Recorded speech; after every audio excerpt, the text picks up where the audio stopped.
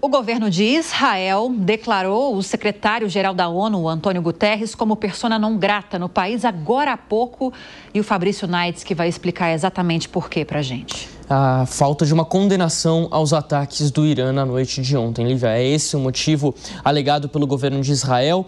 De fato, na verdade, o Antônio Guterres havia se pronunciado sobre o caso. Ele falou o seguinte, ele condenava um escalonamento no conflito do Oriente Médio, um aumento no conflito do Oriente Médio com escalonamento atrás de escalonamento, foi o que disse Antônio Guterres. E agora há pouco, o ministro das Relações Exteriores de Israel, Israel Katz, afirmou o seguinte, abre aspas, qualquer um que seja incapaz de condenar de maneira inequívoca o ataque hediondo do Irã contra Israel não merece pisar em solo israelense.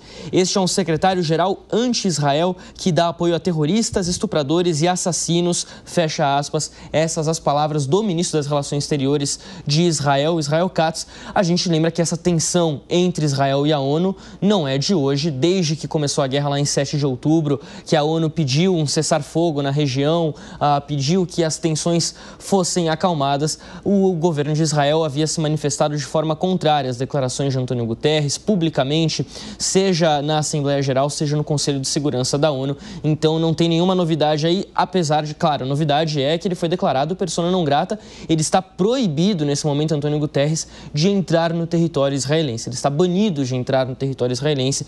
Ele não é bem-vindo por lá. E aí a gente pode ter, claro, uma expectativa de que haja, então, uma nova fala de Guterres, seja para condenar os ataques iranianos, seja para se manifestar em relação a essa declaração do governo. Enquanto isso, as hostilidades lá no Líbano continuam, né?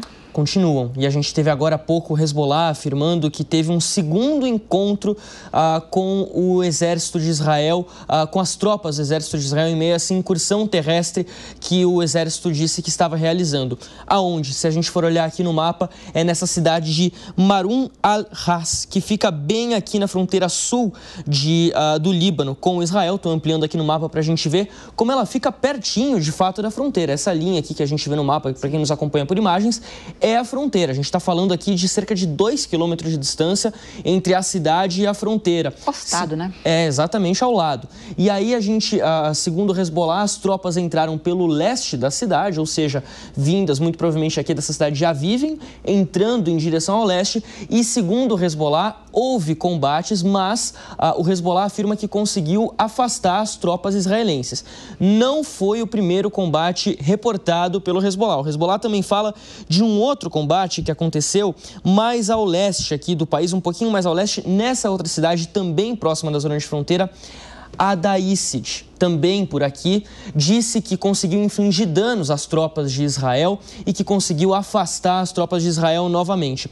O que a gente sabe em relação a essa incursão terrestre israelense aqui no sul do Líbano? Vou voltar aqui a mostrar o mapa com um pouco mais de distância para a gente entender exatamente de que região que a gente está falando. É uma incursão ainda um pouco tímida do exército de Israel. Eles têm a intenção de entrar aqui no sul do Líbano, onde há uma rede de túneis do Hezbollah, muito parecida com aquela rede de túneis do Hamas na faixa de Gaza. Então a gente vai ver, muito provavelmente nos próximos dias, uma movimentação justamente nessa área aqui. Essa área da região de Tiro, a região aqui, como eu destaquei, Marun al-Ras, toda essa região de fronteira deve ser vasculhada pelo exército de Israel, que avança lentamente nessa área, não tem ainda no momento a intenção de entrar mais a fundo no território do Líbano. E aí a recomendação do exército israelense é a seguinte: mais de 30 cidades já receberam no Líbano ordens de evacuação, que as pessoas deixem as suas casas e avancem para o norte do rio Awali. O rio Awali fica aqui um pouquinho para cima da cidade de Sidon, que é uma cidade bem importante. Então a gente tem aqui Sidon no cantinho, no litoral. O rio Awali, ele corta todo o Líbano praticamente de leste a oeste, melhor dizendo, em direção ao mar Mediterrâneo. É um rio bastante importante. A recomendação do exército de Israel é que os civis libaneses fiquem ao norte desse rio para que Israel possa conduzir as suas operações operações, seja com a incursão terrestre, seja com os ataques aéreos que a gente já tem visto há algumas semanas.